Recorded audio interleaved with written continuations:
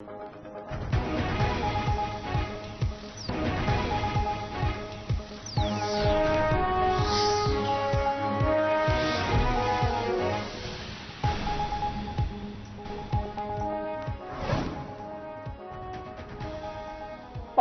Peoples party ऐं मुस्लिम league नून में मामला तय थी विया। गॾिजी हुकूमत ठाहिण जो फ़ैसिलो ज़रियनि मूजिब सदर, सेनेट चेयरमैन ऐं पंजाब जो गवर्नर पीपल्स पार्टी जा हूंदा।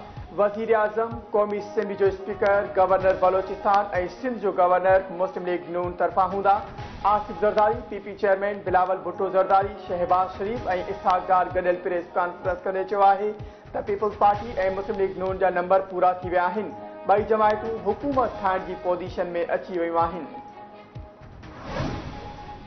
शहबाज शरीफ़ मुल्क जो वज़ीर आज़म ऐं आसिफ अली ज़रदारी मुल्क जो सदर थींदो। बिलावल भुट्टो ज़रदारी चयो आहे त असां गॾिजी मसइलनि जो मुक़ाबिलो कंदासीं।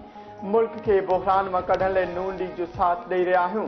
अवाम जी उमीदनि मुताबिक़ परफॉर्म कंदासीं। ॿियनि उहिदनि लाइ बि फ़ैसिलो करे छॾियो आहे। ऐलान बाद में कयो वेंदो। असांजी जुस्तजू पाकिस्तान ऐं ईंदड़ नस्ल जे लाइ आहे। असांजो इत्तेहाद रुगो पाकिस्तान ऐं पाकिस्तानियुनि जे लाइ आहे। पंहिंजी भेनरुनि, भाइरनि ऐं न्याणियुनि खां दुआ जी अपील कयां थो। आसिफ अली ज़रदारी जी प्रेस कॉन्फ्रेंस।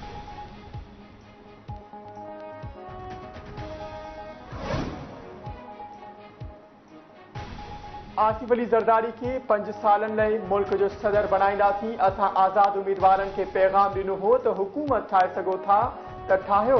आज़ाद मेंबर अक्सरियत ॾेखारीनि त दिलि सां क़बूल कंदासीं। आज़ाद उम्मीदवारनि वटि घुर्बल नंबर नाहे, हुकूमत नथा ठाहे सघनि। सुन्नी इत्तेहाद काउंसिल ऐं MWM सां इत्तेहाद बावजूद नंबर पूरा न करे सघिया। नून लीग ऐं PP जे हकारी रवैये सां ॻाल्हि ॿोल थी। शहबाज शरीफ़ की प्रेस कॉन्फ्रेंस। GDA ऐं JUI धरणा हणी पंहिंजी नाकामी ते परदो विझण लाइ फेस सेविंग करे पई। GDA ऐं JUI जे जलसनि मां मौलाना फज़लुर रहमान ऐं पीर पागारो गुम रहिया। मौलाना फज़लुर रहमान त तूफ़ान अक्सा कॉन्फ्रेंस कंदो रहियो, पर सिंध में चूंड जलसनि मां गुम रहियो। पीर पागारे चूंडुनि दौरान पंहिंजे उम्मीदवारनि खे बेगारो मददगार छॾियो। हाणे धरणा कंहिं लाइ हया पिया वञनि। कराची मां जारी कयल बयान में PP सिंध जे सदर निसार अहमद खोड़े चयो आहे त राशिद मेमून सुमरो पंहिंजी नाकामी ते मौलाना फज़लुर रहमान खे रुगो जलसो करे ॾेखारणु चाहे थो। GDA ऐं JUI वारनि वटि सबूत आहिनि त इलेक्शन कमीशन ऐं अदालतुनि में पेश करणु घुर्जनि। सेकेंडरी स्कूल टीचर वारी टेस्ट में परछो आउट थियण वारो मामिलो SPS से 15 खां 26 फरवरी ताईं समूरा इम्तिहान मुलतवी करे छॾिया। सिंध पब्लिक सर्विस कमीशन पारां अप्रैल महीने में उम्मीदवारनि खां ॿीहर लिखत वारी टेस्ट वठण समेत पेपर आउट कंदड़नि ख़िलाफ़ कार्रवाई जो फ़ैसिलो।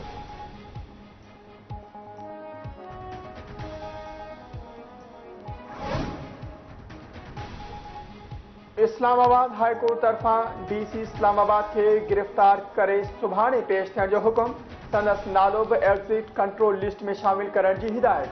इस्लामाबाद हाई कोर्ट जे जस्टिस बाबर सत्तार शहरियार आफरीदी केस में DC इस्लामाबाद इरफान नवाज़ मेमण ख़िलाफ़ तौहीन अदालत केस में 4 सुफ़नि ते ॿधल तहरीरी हुकुम जारी कयो। घरू secretary DG passports D Islamabad जो नालो ECL में दाख़िल यकीनी बणाइण जो हुकुमनामो।